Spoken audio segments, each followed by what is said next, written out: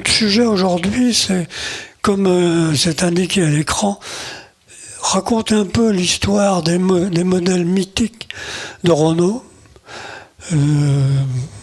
Alors il y en a eu beaucoup des modèles mythiques, mais là, le point de départ, c'est la 4 chevaux, qui a enchaîné après sur la Dauphine et la R4, et avec un débouché sur une voiture récente, qui est une R4 moderne, électrique, que vous avez sans doute vu par la presse. Donc voilà le contexte. Moi, j'ai fait toute ma carrière chez Renault.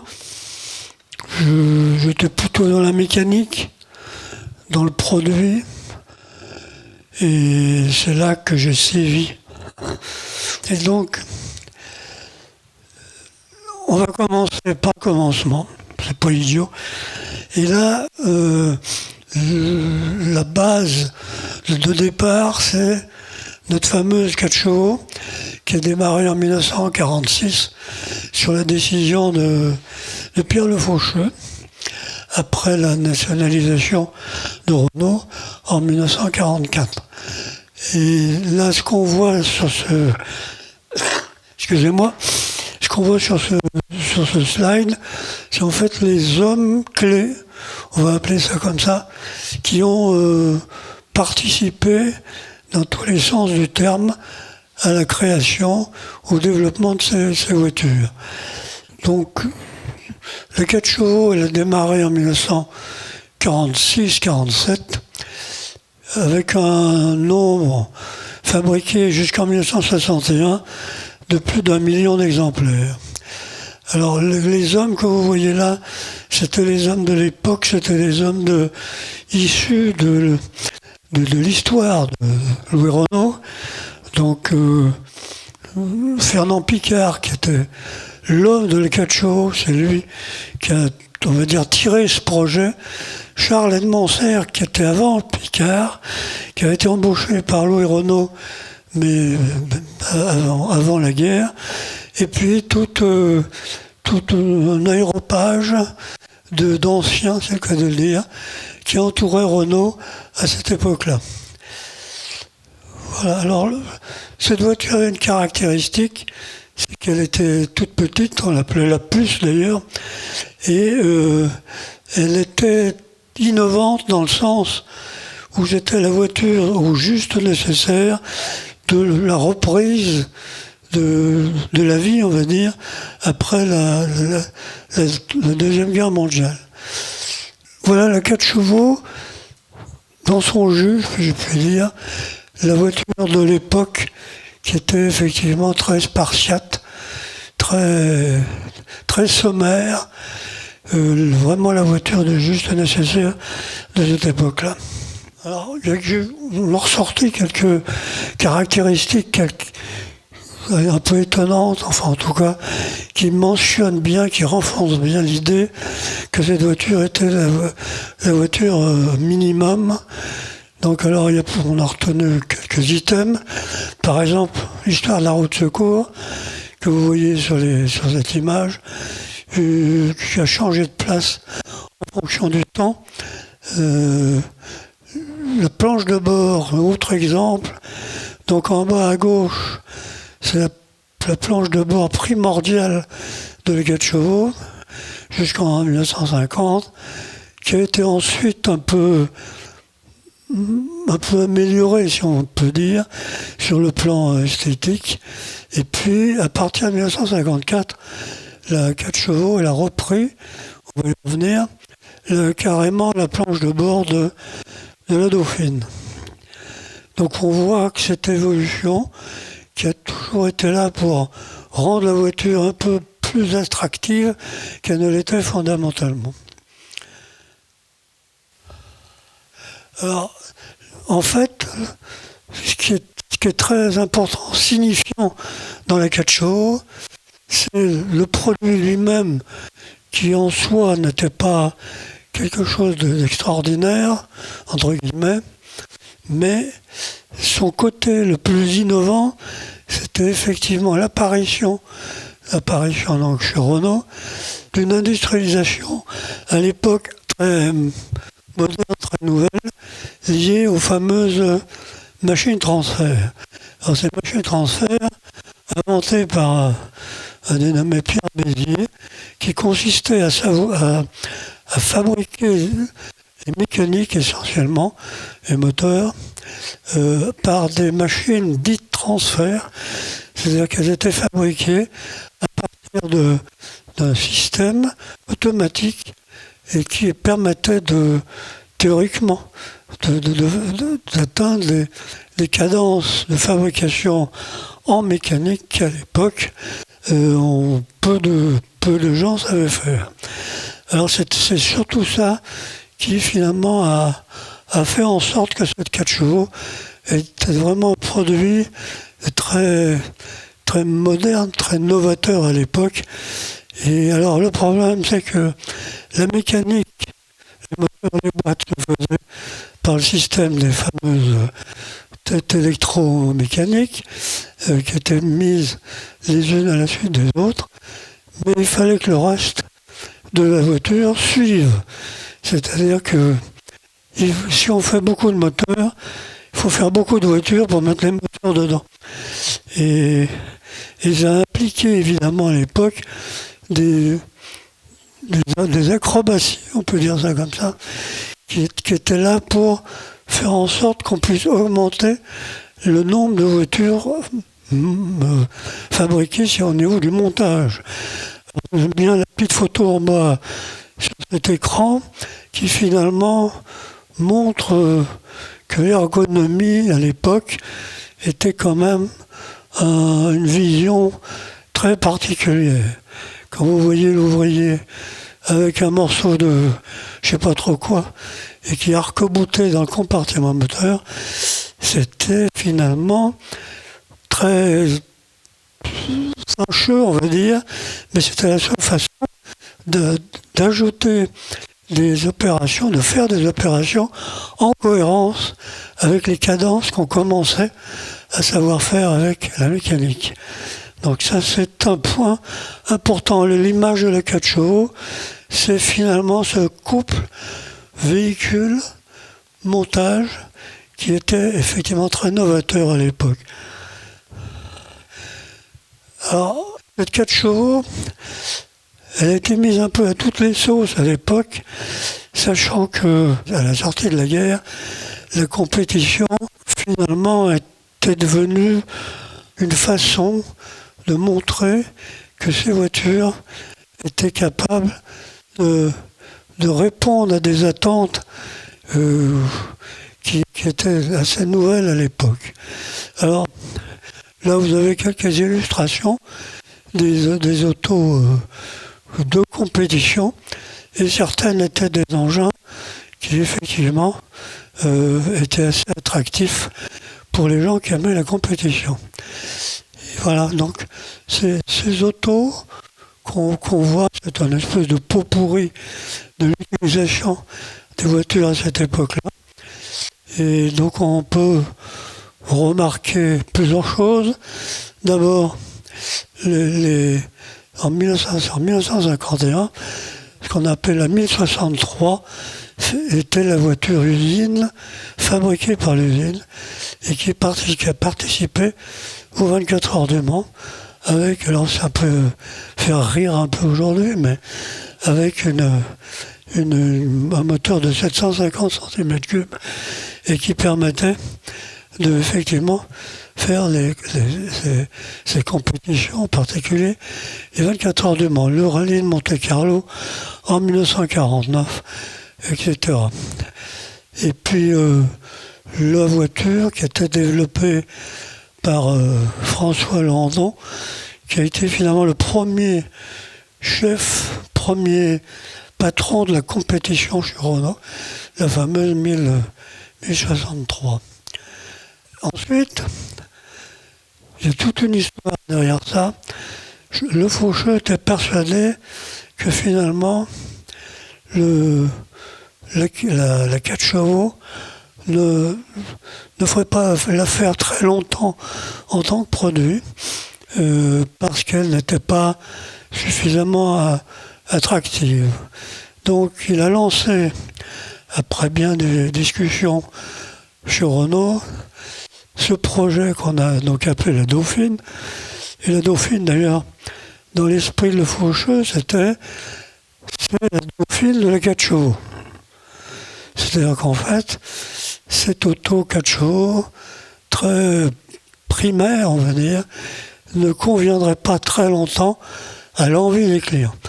Donc, cette voiture, sur la base de la 4 chevaux, la mécanique, a démarré à cette époque-là, en 1956 et jusqu'en 1968, pour un niveau de production de plus de 2 millions d'automobiles, ce qui à l'époque commençait à être assez considérable.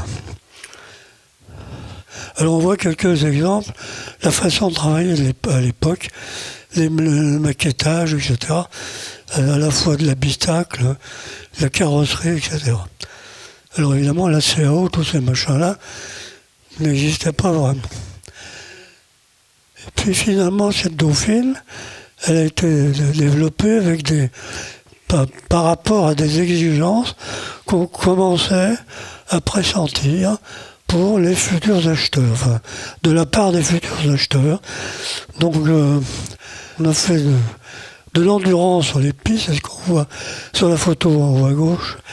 Et puis, j'aime beaucoup la photo du crash test, qui était, vous voyez, on en parle souvent encore, et ça date effectivement de l'époque de la Dauphine.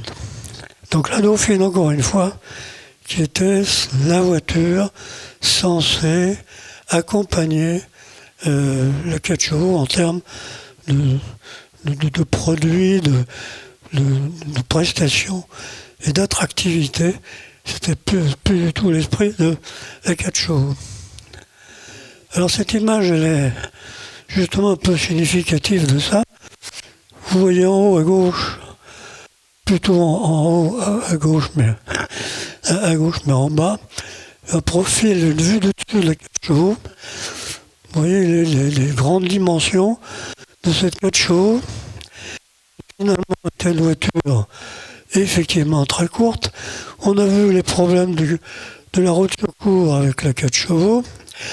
Et là, l'idée, c'était finalement de trouver de l'espace pour mettre la roue de secours. Et finalement, une idée géniale, enfin, on peut dire géniale, qui consistait à mettre la roue de secours en dessous du coffre à l'avant.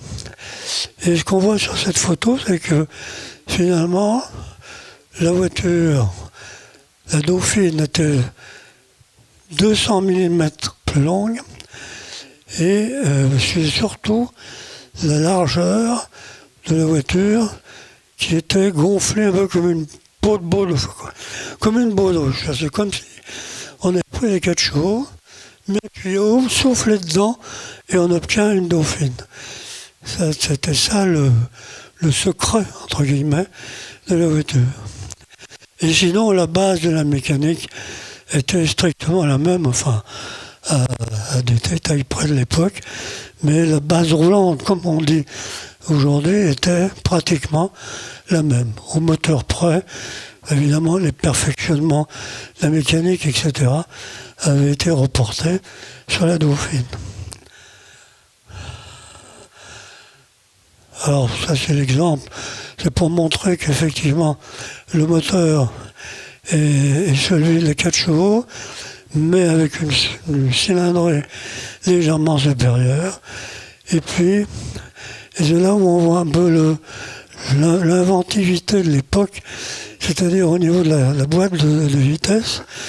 Elle est d'abord à 3 rapports, ça, toutes les voitures de l'époque ou presque étaient comme ça, et qui passera à 4 rapports plus tard avec une synchronisation des passages de vitesse. Et même l'espèce de système qui est un embrayage électromagnétique proposé par Fairlek, une espèce de boîte automatique qui était pour l'époque effectivement assez novatrice. Alors, toujours sur notre belle Dauphine, on voit qu'effectivement sur ces images, l'attractivité, je dirais le style, était beaucoup plus signifiant que les 4 chevaux. Quand on voit l'illustration avec la carrosserie, les photos du haut, et puis la planche de bord, qui effectivement avait rien à voir, était très différent de ce point de vue-là, de l'esprit de la fameuse 4 chevaux. Alors l'industrialisation de la Dauphine, on en a fait énormément. Au niveau des moteurs, des progrès, des modifications ont permis de monter en cadence sur pour la production des moteurs jusqu'à 2400 véhicules jour, ce qui encore une fois pour l'époque était effectivement très important, avec des perfectionnements par rapport aux machines transfert de la 4 chevaux, avec quelques exemples qui permettaient effectivement d'aller plus vite et surtout de faire des cadences de voitures plus importantes. Alors ce qui est intéressant de savoir, c'est que ce fameux moteur Billancourt, comme on l'appelait à l'époque, s'arrêtera d'être produit en 1985, ce qui est quand même c'était à la fois moderne et remarquable de longévité. Alors c'est ça, la Dauphine, c'est l'emblème d'une époque, c'est l'après-baby-boom. Alors on voit les gamins, ces photos sont assez représentatives de ce que finalement la voiture a représenté et a été pour les acheteurs et les possesseurs de cette magnifique auto. Voilà. Et puis, derrière ça, le temps continue et apparaîtra ce que vous connaissez bien entendu tous, la fameuse R4, qui par rapport à une 4 chevaux, une Dauphine, est littéralement une vision totalement différente du produit automobile qui a été en fait voulu par Pierre Dreyfus lui-même. Donc c'est lui qui est photographié à côté de son œuvre, on va dire ça comme ça. Alors, l'idée de Dreyfus, c'était de faire une voiture totalement différente, mais qui soit capable de répondre, d'être extrêmement polyvalente et de permettre en fait d'atteindre autre chose en termes de concept de l'automobile. Voilà, alors il y a eu le consigne de Pierre Dreyfus, c'était vous faites une voiture qui doit être absolument polyvalente, utilisable, pas chère, comme toujours. Et c'est ça qui était le point de départ en 1957 de la fameuse 4 chevaux. Alors vous voyez en bas à gauche, là, cette étrange photo qui est un prototype roulant de l'époque, là, avec un moteur en travers. Un moteur en travers, on le voit. Alors lui, bien entendu, le prototype a disparu, mais des voitures ont été fabriquées avec le moteur. Je prends le moteur de la 4 chevaux et puis je le fais pivoter de 90 degrés. Mais pas que le moteur, l'ensemble du moteur, de la boîte de vitesse et du système de refroidissement qu'on aperçoit sur cette photo. Et alors, le prototype a disparu. Par contre, les photos à droite, sont issues de maquettage, mais maquettage au sens où construction d'un vrai moteur, c'était pas du bois, de la matière plastique, c'était réellement la matière à base de ferraille. Et ces prototypes, il ne reste plus que le GMP lui-même, et sont toujours stockés à flin dans le patrimoine de Renault que vous connaissez, enfin en tout cas, avez entendu parler. Alors, finalement, on est passé de la 4 chevaux à la R4. Et ça, c'est une image qui est assez remarquable, parce qu'en fait, quand on regarde la R4 en haut, elle mesure 7 mm de moins, c'est pas beaucoup, vous me direz, 7 mm de moins que les 4 chevaux. Par contre, cette fameuse R4, elle mesure 80 mm de plus en hauteur que la dite 4 chevaux. Donc finalement, ce concept architectural, c'est, on pourrait presque dire ça, le premier SUV qui est apparu en fait à travers ces créations de Renault. Alors, en juin 1959, pour des raisons économiques, Renault abandonne les moteurs en travers sur la R4 pour des raisons de coût. Voilà. Et donc on passe d'une 4 chevaux de base que vous voyez en bas à une 4L qui est encore une fois légèrement plus courte, mais surtout beaucoup plus haute que la 4 chevaux et en relatif par rapport à la Dauphine. Ça, c'était un grand moment de l'histoire de l'automobile. C'est effectivement la fameuse 4L avec, ça vous le savez, le fameux haillon. Voilà. Alors, l'auto était organisée de cette façon-là. Donc là, en haut à gauche, c'est l'image qu'on vient de commenter. Cette voiture, elle avait des suspensions à grand débattement et à l'époque, on pensait, pas forcément à mauvais escient, mais que finalement les grands débattements étaient liés au confort. Et puis, il y a eu toute l'histoire de la création du haillon. Et en fait, le fameux haillon d'une seule pièce avec l'articulation en haut est devenu, au fil du temps, un standard automobile repris pratiquement par tous les constructeurs de la planète ou presque. Voilà. Alors, c'est ce qu'on a mis là.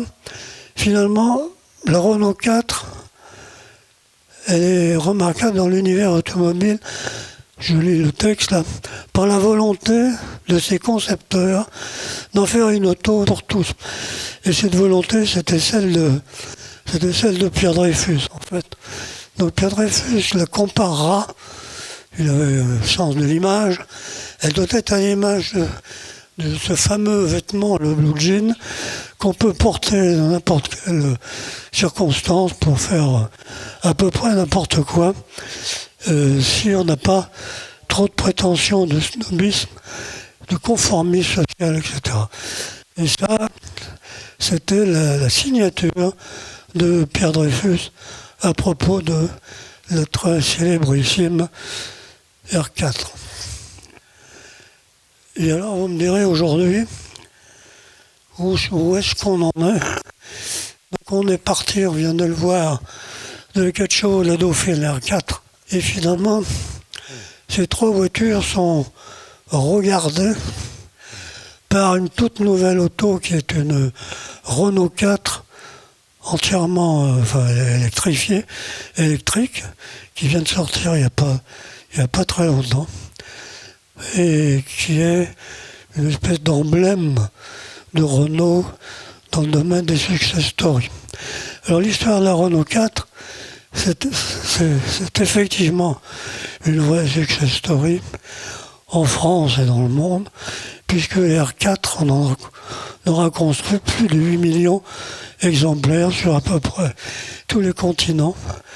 Et ce qui fait que la R4, les autos labellisées R4, sont le modèle de Renault le plus vendu dans le monde.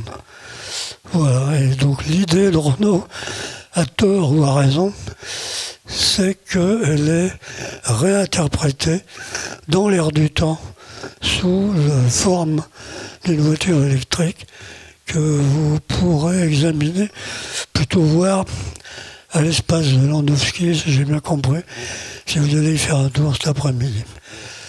Voilà. C'est une aventure finalement qui est assez unique au monde.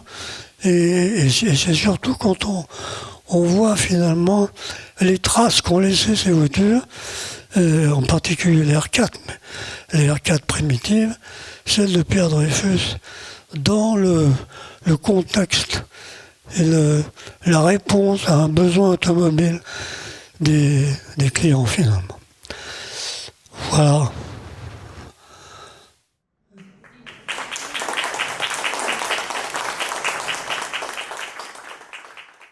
Si vous avez des questions, profitez-en. Merci beaucoup pour cette passionnante présentation. J'avais une question concernant, je ne sais pas du coup si c'est une légende ou pas, mais le fait que pendant l'occupation, apparemment, un groupe d'ingénieurs, d'une façon un peu clandestine, avait repris la conception des voitures et avait du coup commencé à esquisser, sauf erreur, la 4 chevaux. Qui sera par la suite repris et réalisé un grand nombre comme on l'a vu. Ouais. Alors oui, c'est une réalité. Donc pendant la Deuxième Guerre mondiale, Renault avait la volonté d'imaginer ce que serait Renault, pas que Renault d'ailleurs, hein, ce que serait que l'automobile une fois le conflit terminé. Et alors effectivement, c'est intéressant parce que les différents constructeurs n'ont pas réagi tous de la même façon. Alors, l'idée de Renault, avec ses troupes de l'époque, les hommes qu'on a vus sur les transparents, avait imaginé de faire une auto, qu'on a vu, qui est devenue la 4 chevaux, un peu en perruque quelque part, au nez et à la barbe, entre guillemets, de l'occupant de l'époque. Et finalement, ce projet pendant la guerre s'est poursuivi, et à la sortie de la guerre, quand Renault a été nationalisé, il a fallu effectivement prendre des décisions. Donc il y avait deux solutions, enfin il y en avait sans doute plus, mais il y avait, on va dire pour faire simple, Peugeot par exemple, qui lui s'est lancé dans la continuité. Alors je ne sais pas si vous connaissez ces voitures, mais Peugeot a lancé une 203. Et finalement cette 203, elle a été lancée par Peugeot, qui était une voiture dans la continuité de l'avant-guerre. Et Renault avait un projet du même type. En fait, cette conception de la voiture venait des États-Unis, quelque part, pour faire simple.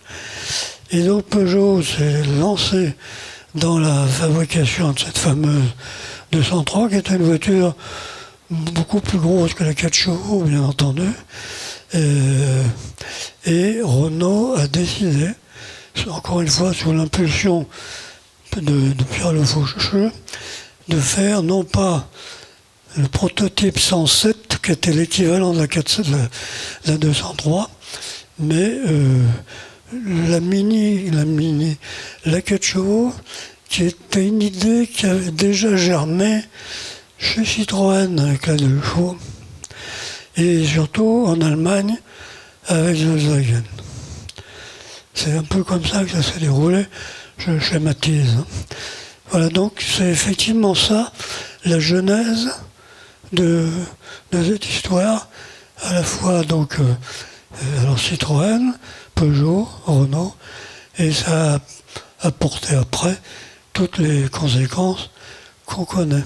Est-ce que ça vous éclaire, mon affaire, là? Merci. D'autres questions?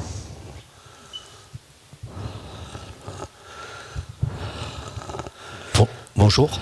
Est-ce que sur la 4 chevaux, c'est l'apparition du fameux moteur Cléon Fonte qui a été produit, y compris pendant des décennies, ou est-ce que le Cléon Fonte est arrivé plus tard? Donc le Cléon Fonte, le cylindre, le 4 cylindres, 5 paliers, est arrivé beaucoup plus tard.